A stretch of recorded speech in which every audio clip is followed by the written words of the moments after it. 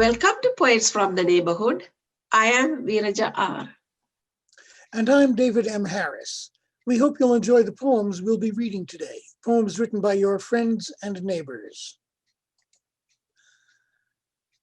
Crossing the High Desert by me, David M. Harris. The air is thinner, colder in the permanent winter. We struggle, discreet with one goal, to survive despite each other. We do not know how wide the desert is or what we might find. But carving cactus for food and drink is easier with 4 hands than 2. We prowl the unmapped, much-traveled land, seek a way to the far boundary, whatever direction that might be. Even if the end is separation, we will find it only if we work together. The next poem, One Last Look by George Spain. One last look from a dying child's eye reflects darkness around the stars, though which cold nights do flow upon a world that does not pray enough to save him from the cold. O God, above me, in me, by me. Now that it is finished, the dark is lonely in the cold. Now I pray thee, Father, please take the dark away. A child is dead who was the God of all mankind, and stars were not enough to keep his night away. Ba Ga, a poem of my own. She has a nice face, but not much to say. I'm in a tiny soundproof room tied by headphones to a computer, and she says, ba, or is it ga?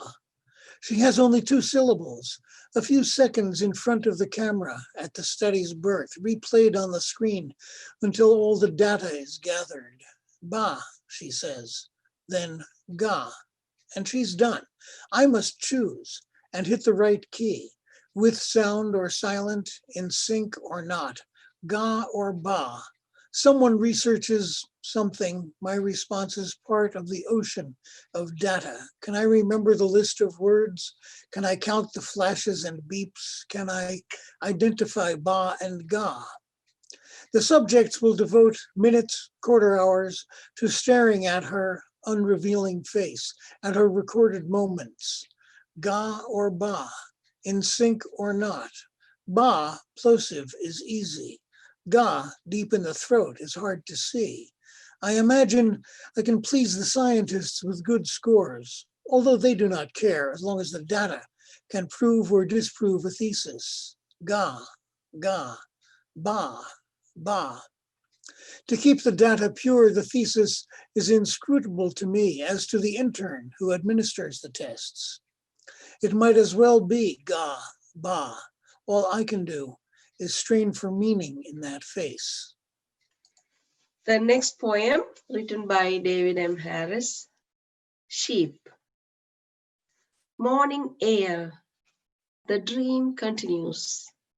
Gray clouds clean, apples from the lawn.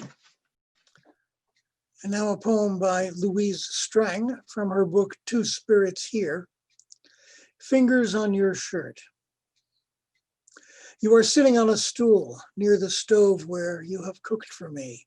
Bright blue are your eyes, warm your coy smile. I lean forward to greet you. With hands on yours, my fingers begin to climb the cuffs of that shirt you chose to wear. Walking up along your arms, my touch shows gratitude for all they've done for me. At shoulders' horizontal plane, bumps of thick cotton seams stop the glide of my hand's caress. I face the crisp ridge of folded collar neatly coming to its points. You breathe steady, measured sighs and rise taller, leaning back. Your fingers step down the row of round buttons firmly attached. All there, or another shirt would have become your presence today. Dreaming, a poem written by Louise Colln. You carry me to a desolate river. Leave me here alone. A figure shifts in the mists.